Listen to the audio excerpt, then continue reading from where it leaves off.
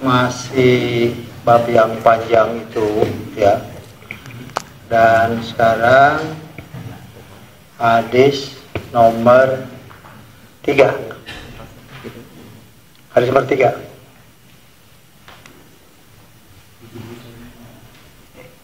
Haddasana Sulaiman bin Harbin haddasana Hammadun an Ayyuba an Muhammadin qala kunna inda Abi Hurairah wa alaihi saubani mumsyaqqani min kattanin fatamakhata faqala bakhin Abu Hurairah yatamakhatu fil katan laqad ra'aituni wa inni la akhiru fi ma baina min bari Rasulillah sallallahu alaihi wasallam ila hujrati Aisyata maghsyiyan alayya payaji uljai payadu rijlahu ala unuqi wa yuro anni majnunun wa ma bi min majnun ma bi illa jung.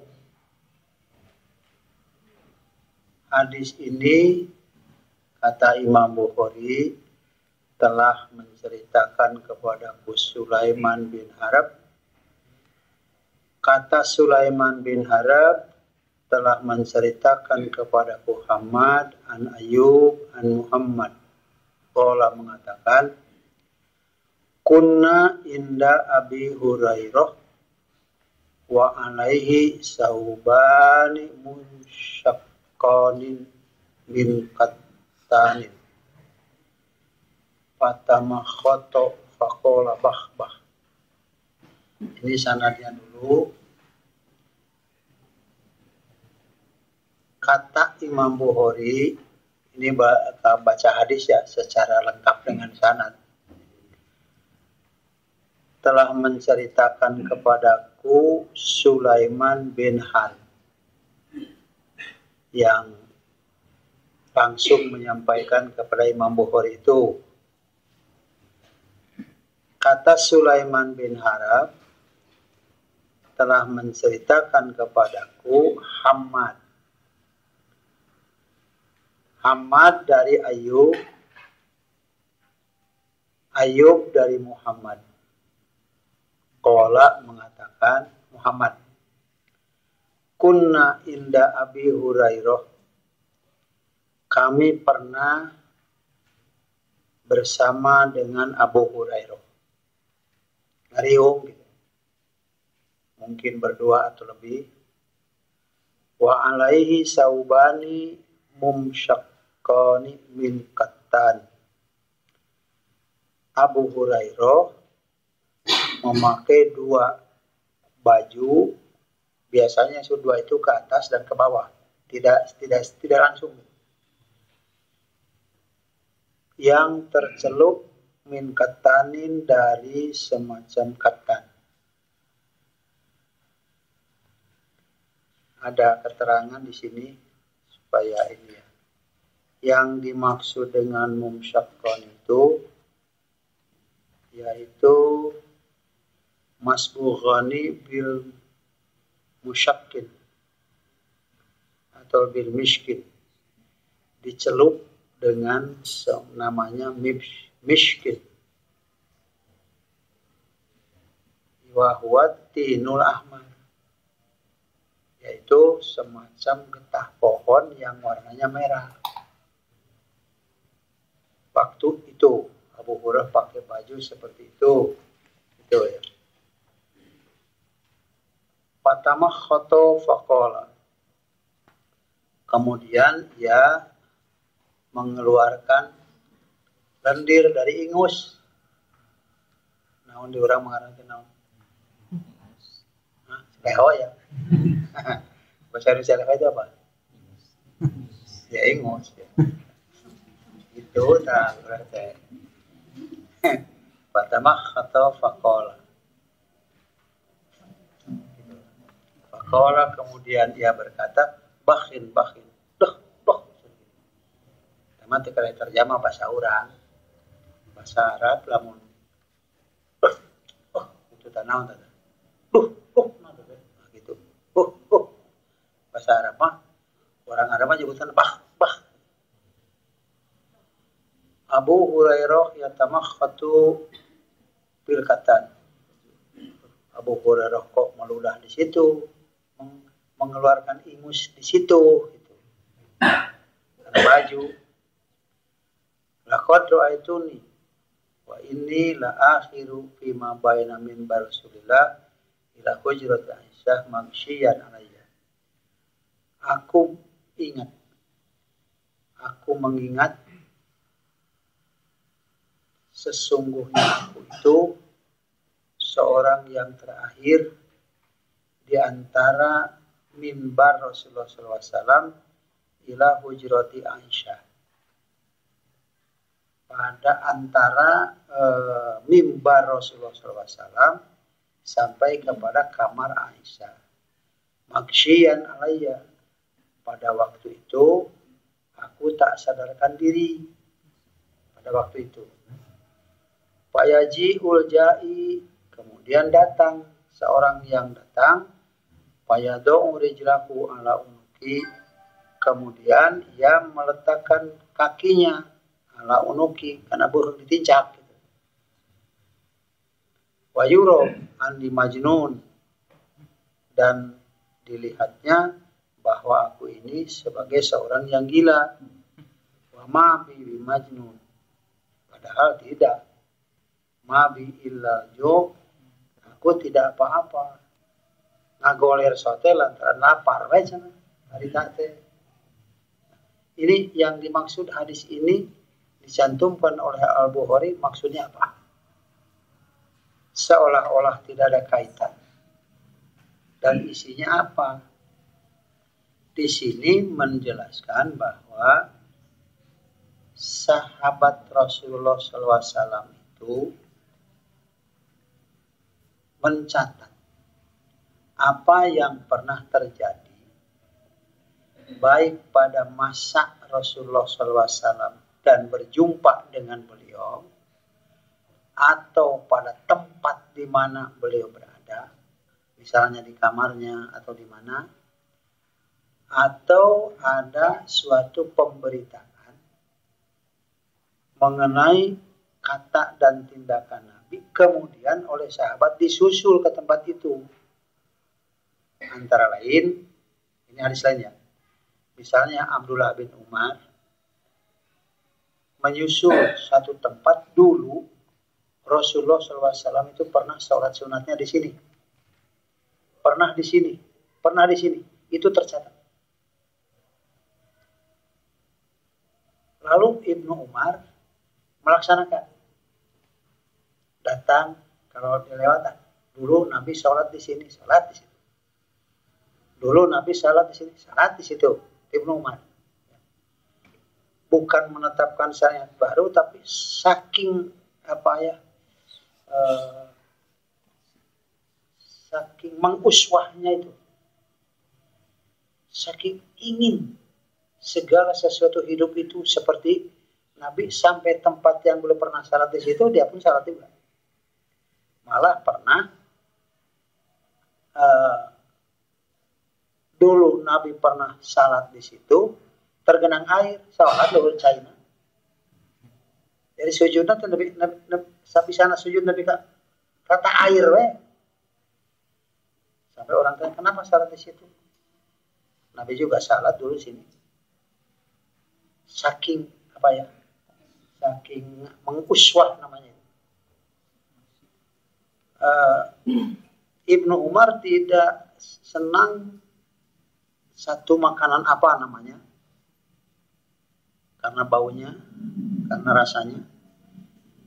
Tapi waktu Umar melihat Ibnu Umar namanya, bukan Umar. Ibnu Umar melihat Nabi makan, dia jadi senang dan dia mengatakan enak makanan ini. Ini yang menurut rasa enak itu apa? Padahal asalnya dia tidak senang. Tapi karena melihat Nabi makan, dia makan. Dan ternyata enak juga.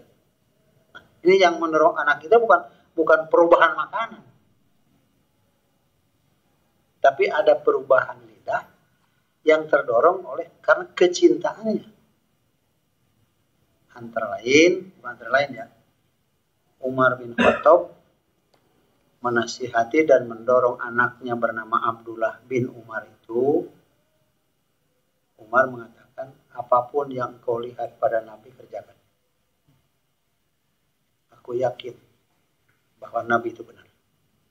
Bagus. Tidak ada yang jelek. Itu Umar bin Khattab. Itu penilaian seorang Umar yang lakon hidupnya seperti itu. Ya. Nah di sini Abu Hurairah itu sering lapar. Karena apa?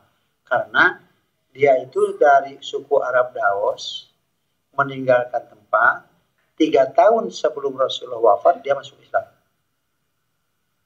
Begitu tertariknya oleh kata dan tindakan Nabi, sampai Abu Hurairah itu tidak mau pulang ke suku Dausnya itu. Terus-menerus ada di samping Masjid Nabawi. Dan itu oleh Nabi dijadikan tempat untuk yang datang dari jauh-jauh di situ, biar nginep di situ. Ayo di situ. Ada berapa orang?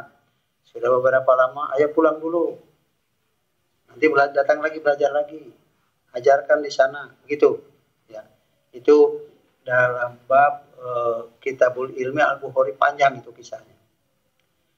Nah, Abu Hurairah itulah yang menjadi pimpinan kelompok orang yang ada di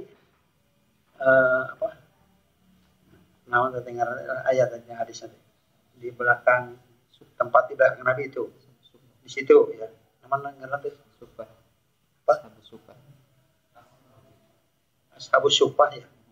Nah, itu minangka pamimpinan Abu Hurairah. Nah, oleh ajengan-ajengan di Indonesia, khususnya Barat yang saya dengar ya, itu diturutan. Di pesantren aya asrama, aya pamimpina, disebut lurah santri. Kepala desa. Lurah santri. Ya macam Abu Hurairah begitu. Nah, pada satu waktu, ini teruskan ya. Jadi ada Nabi arif sekali. Nah, ini habis maghrib. Itu kejadiannya habis maghrib. Siapa yang mau nyuguhan? Abu Hurairah nang tumpang kelana. Saya ya. Turkene kayak rumah Abu Hurairah. Lalu Abu Hurairah berkata kepada istrinya, suguhan untuk beberapa orang. Istrinya nggak senang. Istri Abu Bakar. Istri Abu Bakar itu nggak senang.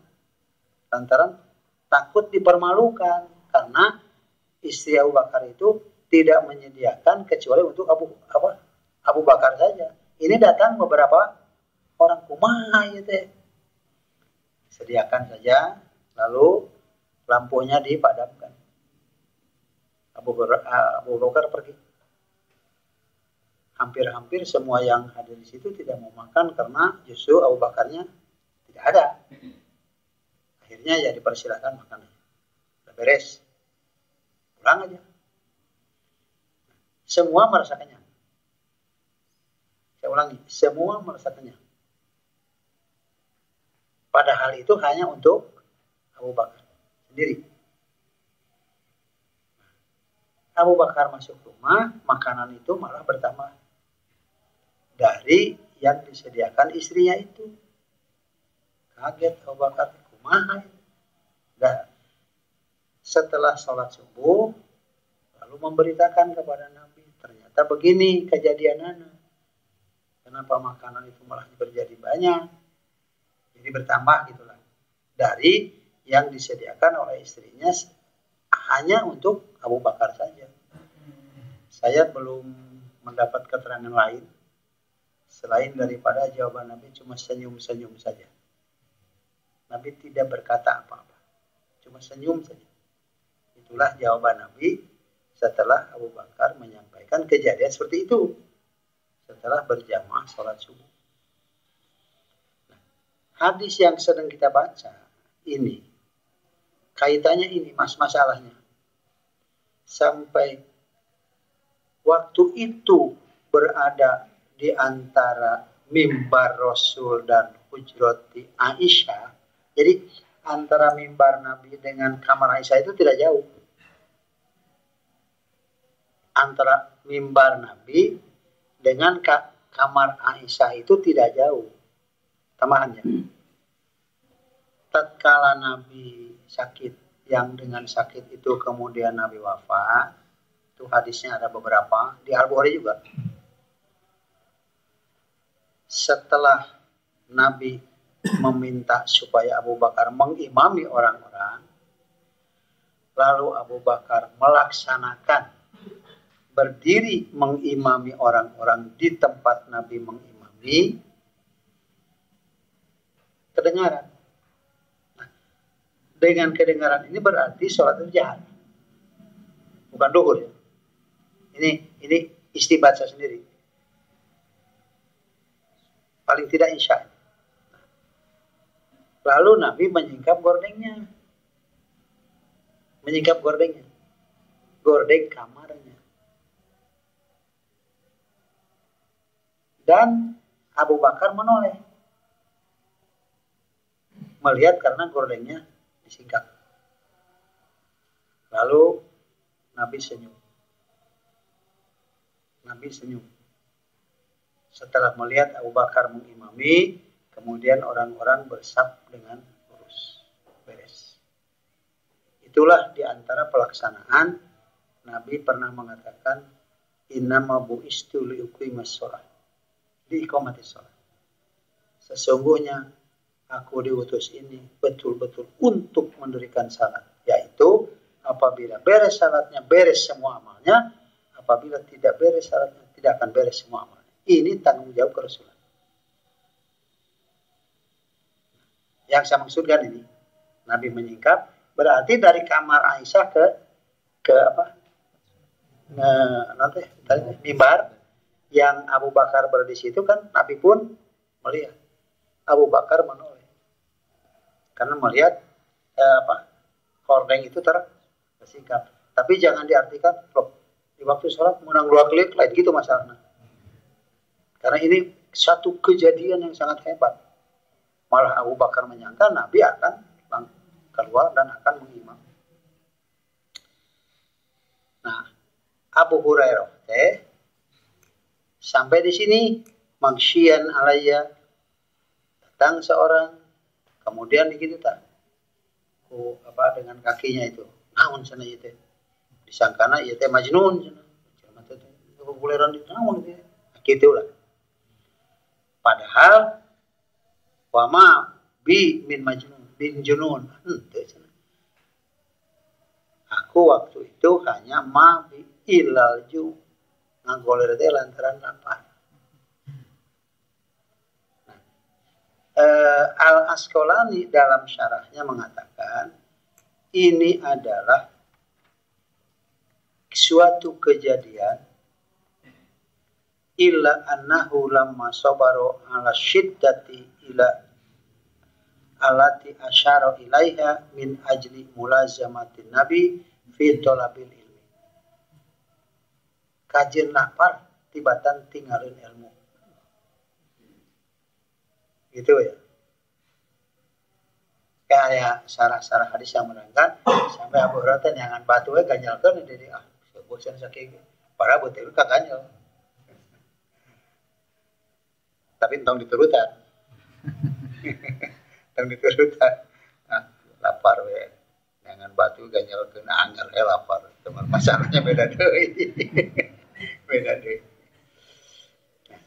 Ini oleh Al-Bukhari dicantumkan begitu hebatnya tentang madzakaron nabiyyu wa khaddu ala tifaqi ahli ilmi wa majtama'a alaihi al-harumani Makkah wal Madinah wa makana bihima min musyahadatin nabi wal muhajirin wal ansor wa musallan nabi wal ba'd wal qabri. Ada kaitannya dengan masalah kuburan. Begini. Ke hadis nu ieu tah anu selanjutnya nu kaopat kalimat. Jadi Nabi itu dikuburkan, tapi ada kisah yang agak panjang ya. Nabi wafat di pangkuan Aisyah, di kamar Aisyah. Setelah beberapa hari beliau sakit di Aisyah, yang beliau memberitahu dan minta izin kepada istri-istrinya yang biasanya beliau datang. Selama sakit, beliau minta izin untuk sakit di Aisyah saja. Maka istri-istrinya juga menyetujui. Nah, ributlah orang-orang waktu itu. Kalau dikatakan ribut ya, bukan ribut berarti pas saya, bukan. Antara lain, Ahlu Taif ingin menebus dosa. Dulu masyarakat Taif pernah melempari. Dimohon supaya Nabi dikuburkan saja di Taif. Orang Madinah tidak memberikan. Kenapa? Loh, justru berkembangnya Islam sampai tuntasnya wahyu, tertanamnya yang namanya Islam itu kan di Madinah. Sampai tuntas. Tidak di tempat lain. Sampai tuntasnya wahyu itu. Maka orang Madinah tetap harus di Madinah. Orang Mekah juga minta supaya dikuburkan di tempat kelahiran.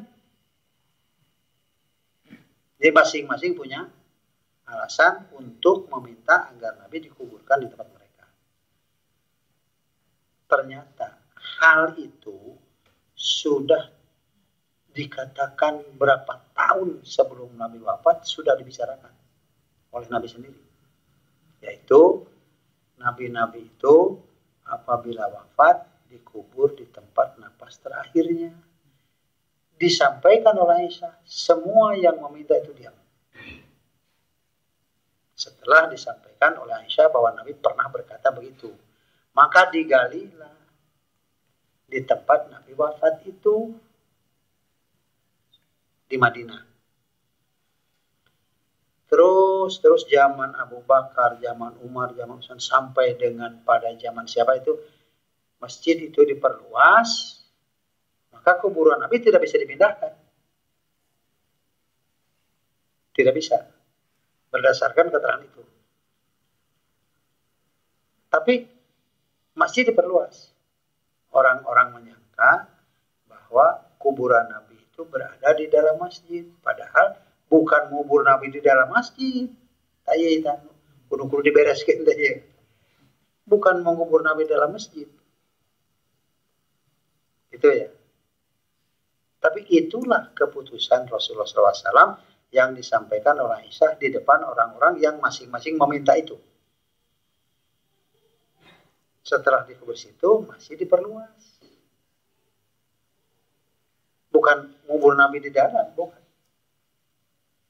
Tidak boleh sengaja mengubur mayat di dalam masjid, tidak boleh. Jangankanlah masjid, di rumah saja tidak boleh. Misalnya begini. Hadis apa itu ya? Nanti cari itu. Bacalah Quran di rumahmu. Karena rumah yang di situ tidak dibaca Quran seperti kuburan. Nabi tidak bicara siapa isinya. Tapi rumah yang di situ tidak dibaca Quran, rumah itu seperti kuburan. Saya berkesimpulan bahwa mengubur mayit, membaca Quran di kuburan itu seperti mengubur mayit di dalam rumah. Kumamun gitu dan kesimpulannya. Itu sekali ini. Rumah yang di situ tidak dibaca Quran, itu rumah itu seperti kuburan. Artinya membaca Quran di kuburan itu seperti mengubur mayit di dalam rumah. Maca Quran mana? Maca Quran mana? Yasin, Fatihah, sarwa wae. Maca Quran di kuburan nanti mana? Untuk apa? jauh-jauh sengaja datang baca Quran di atas kuburan. Ini tambahan nih, ingat. Waktu ada peristiwa di Mekah, banyak yang meninggal karena peristiwa apa? Tahun sabaraha apa aja ki manawi kaemut. Tahun sabaraha seueur nu pupus di Indonesia teh. Dina terowongan teh eta tah. Nah itu terowongan banyak yang meninggal. Itu kan sudah dikuburkan semua. Sudah dikuburkan. Pemerintah Saudi Arabia mengutus seorang menteri apalah ke Indonesia untuk menjelaskan bahwa semua sudah dikuburkan. Sudah beres dan minta maaf apalah. Ada seorang pejabat tinggi dari Indonesia berkata kepada utusan Saudi itu, pemerintah Saudi itu, mohon supaya diberi ciri-ciri supaya nanti kalau keluarga mau berjumpa datang ke sana tahu itulah kuburan keluarganya, gitu. Yang saya ingat jawaban utusan Saudi itu mengatakan, ya kami sudah melaksanakan penguburan itu secara Islam. Membaca itu saya jadi malu. Bu, pejabat tinggi di orang negeri gitu. Minta supaya masing-masing ada ciri supaya nanti kalau keluar ke sana bisa tahu itulah kuburan keluarganya. Menurut kebiasaan orang mah gitu mereka. Nah, utusan itu menyatakan kami sudah melaksanakan penguburan itu secara Islam, titik. Jadi tambahan dari jawabannya. Nah, kuburan Rasulullah di kamar Aisyah yang dulu kamar Aisyah yang sekarang di situ ada kuburan Nabi di Masjid Nabawi. Tidak jauh dari mimbar. Tidak jauh. Puntennya apa aja? Pilih Al-Fatih. Upami lebat ke Masjid Nabawi di bagian payun. Di payun. Itu kan dari pintu ke kuburan itu tidak jauh. Kira-kira karena 20 meteran lah. Terus ada batas tembok gitu. Terus benteng. Itu tinggal kuburan Nabi dari benteng. Dulu katanya tidak di benteng, zaman Raja Faisal. Cuma di benteng saja lantaran bala. Baruntah. Nah, loba anu taritip surat.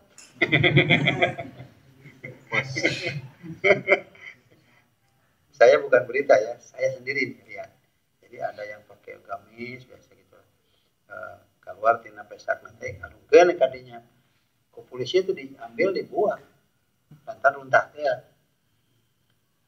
Lalu ada bincang-bincang katanya itu titipan surat kanggo Rasulullah.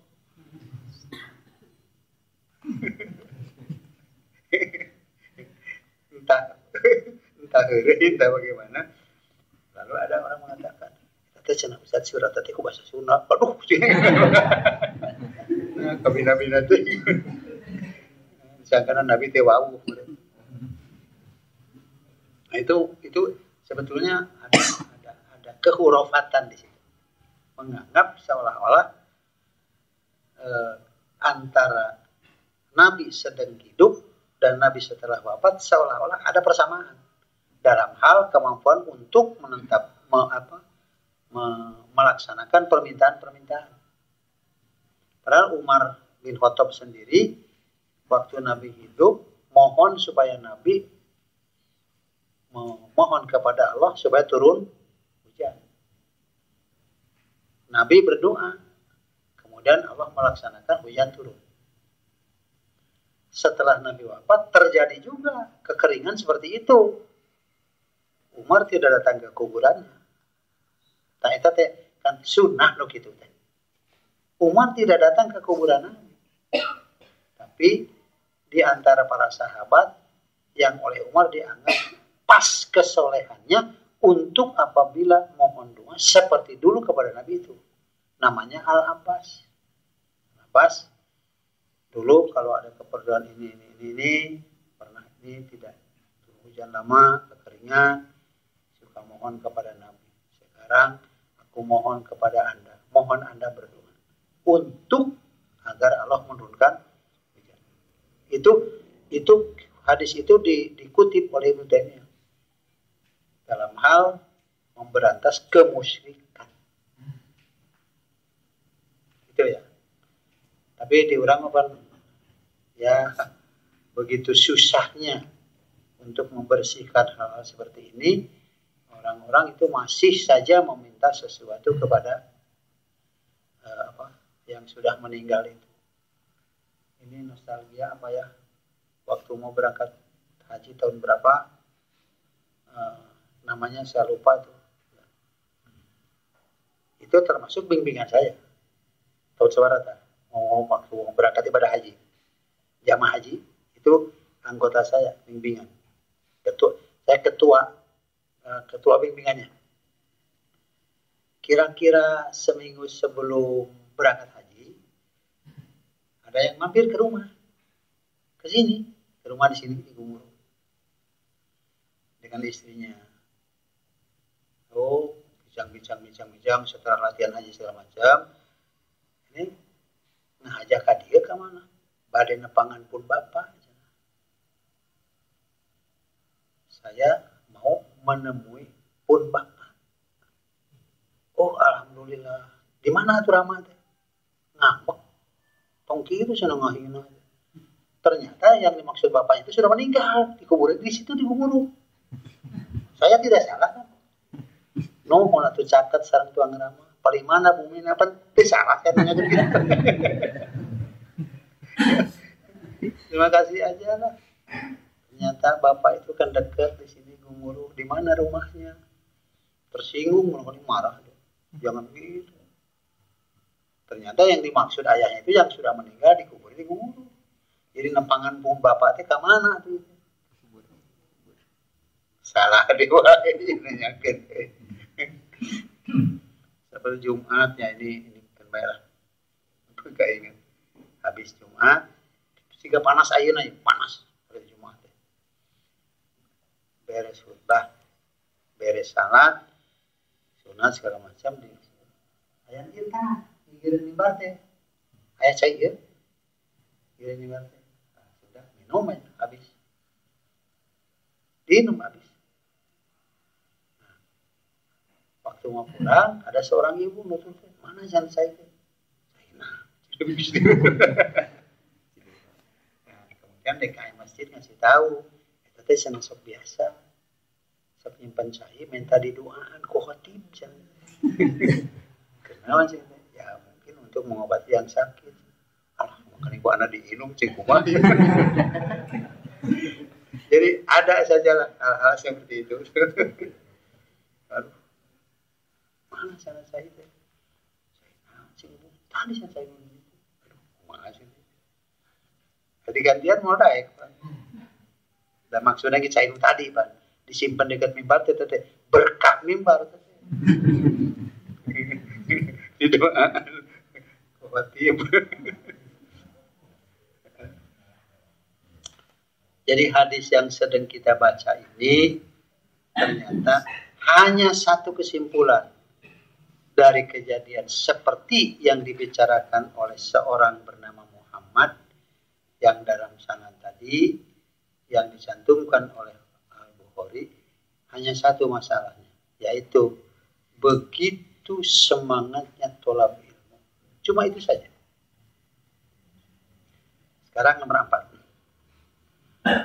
Hadatsana Muhammad bin Katsir akhbarana Sufyanu an Abdurrahman bin Abis qala Su'ila ibn Abbas asyahidtal abda ma'an Nabi sallallahu alaihi wasallam qala am walaula manzilati minhu ma syahidtuhu minas seperti jelas jelas kayak minanon walaula manzilati minhu masyahidtuhu Minas sugri nonton. Baru saya jelas. Minas sigorinya. Pakai syadat. Ya. Jadi minas sigori. Fa'atal alama alladhi inda dari kathiri ibn salti fasolla. Summa khotoba walam yadkur adhanan wala iqamatan. Summa amaro bis sodakoti faja'ala nisa'u yushirna ila adhanihinna wa khuluqihinna fa amaro bilalan fa atahunna summa roja'a ila nabi sallallahu alaihi wasallam.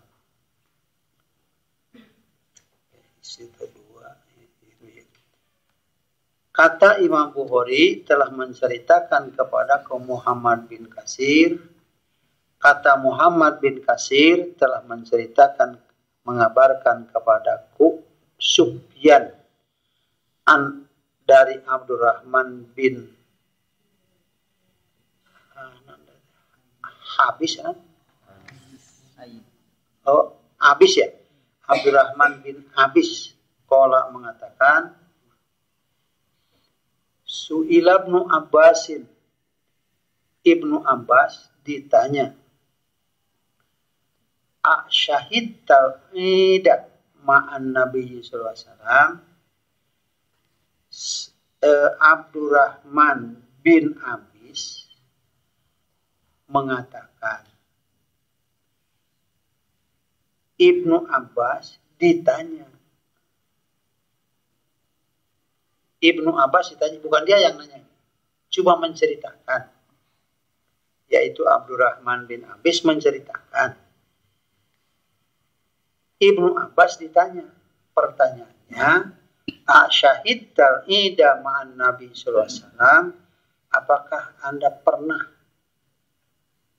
menyaksikan sholat id bersama Nabi sallallahu alaihi wasallam? Ikut sholat id. Anda pernah ikut sholat id bersama Nabi sallallahu alaihi wasallam? Ini pertanyaan kepada Ibnu Abbas. Qala na'am. Kata Ibnu Abbas, iya, saya pernah. Walaula manzilati minhu masyahituhu minas sigori. Kalau bukan karena kedudukanku minhu daripada Nabi, masyahituhu minas sigor, saya tidak akan ikut salat berjamaah id itu. Tidak akan ikut berjamaah sholat id itu. Ini sebelum dilanjutkan ya, begini. Waktu Nabi hijrah ke Madinah, Ibnu Abbas itu baru berumur di bawah 10 tahun. Malah ada yang mengatakan baru berumur antara 6 sampai 8, 7 tahunan. Jadi masih kecil. Waktu itu, artinya manzilati tadi disebutkan masih minas sugri, masih anak ya, masih di bawah balik, yang berriwayat antara 6 dan 7 tahunan. Nah, artinya pada waktu itu anak-anak ikut sholat id. Itu saja maksud Al-Bukhari itu. Kan ditanya, apakah Anda pernah ikut sholat id dengan Nabi? Kata Ibnu Abbas, betul.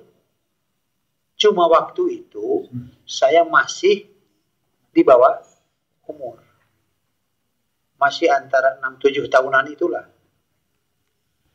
Jadi zaman itu Nabi mempersilahkan dan juga anak-anak ikut sholat id. Namun ayeuna dina sholat id, ibu-ibu bawa barudak silakan aja. Zaman Nabi juga anak-anak dibawa.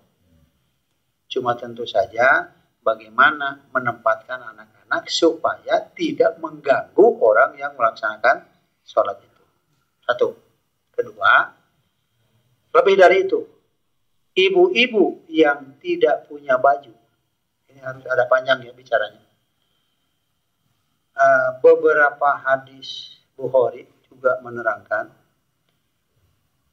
sampai Nabi mengatakan barang siapa yang tidak punya baju untuk ikut sholat id di antara ibu-ibu, hendaklah yang punya baju lebih dari satu meminjamkan kepada ibu-ibu yang tidak punya baju untuk ikut sholat id itu.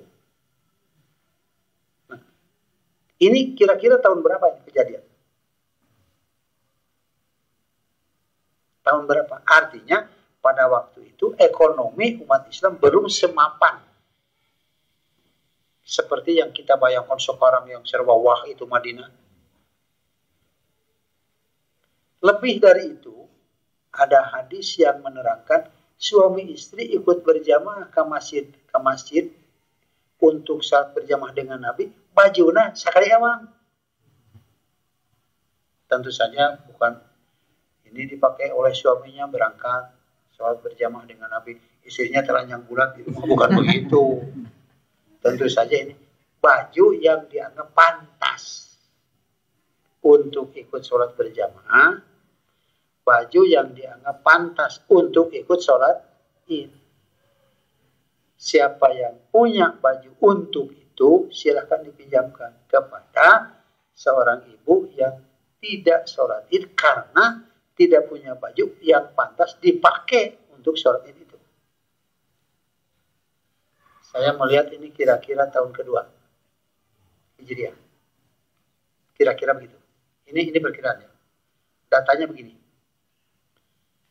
Pertama kali ada saum itu tahun berapa? Tadi dia memikirkan. Mulai ada saum bulan Ramadan itu pada tahun kedua Hijrah. Mulai ada wajib saum Ramadan tahun kedua Hijrah. Tahun kedua Hijrah. Berarti mulai ada sholat Idul Fitri tahun berapa? Tahun kedua. Karena sholat Idul Fitri itu kan kaitan dengan saum Ramadan. Kemudian tahun berapa mulai ada penyembelihan kurban? Juga harus tahun kedua. Juga tahun kedua.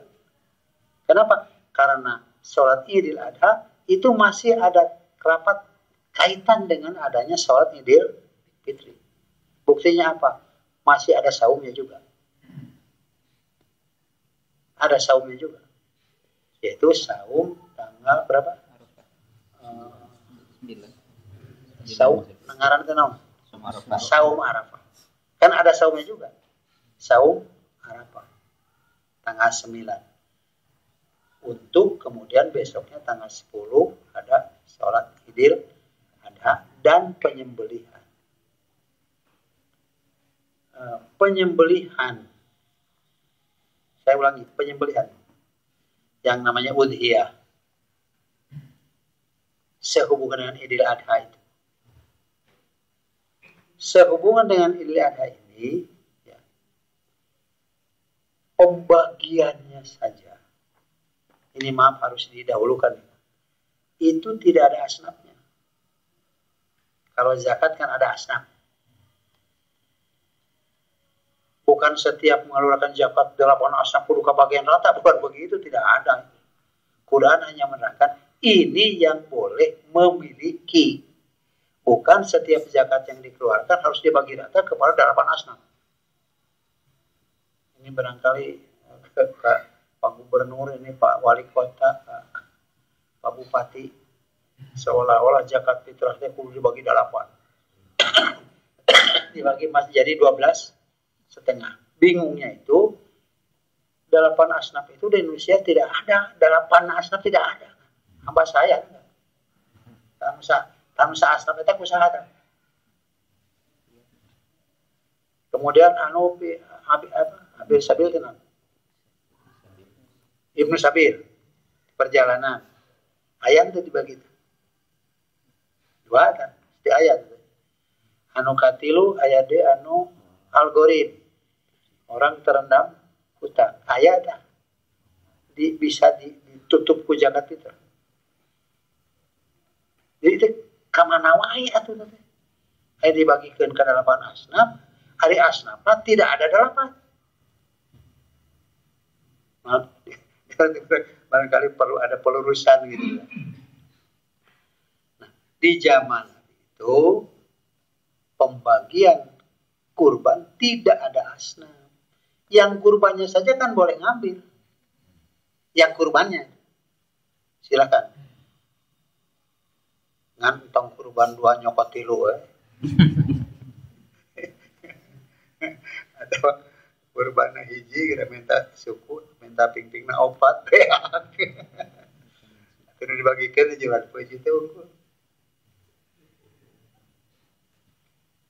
Jadi ada kira-kira. Nah, zaman Nabi itu nepi ka aya pengumuman.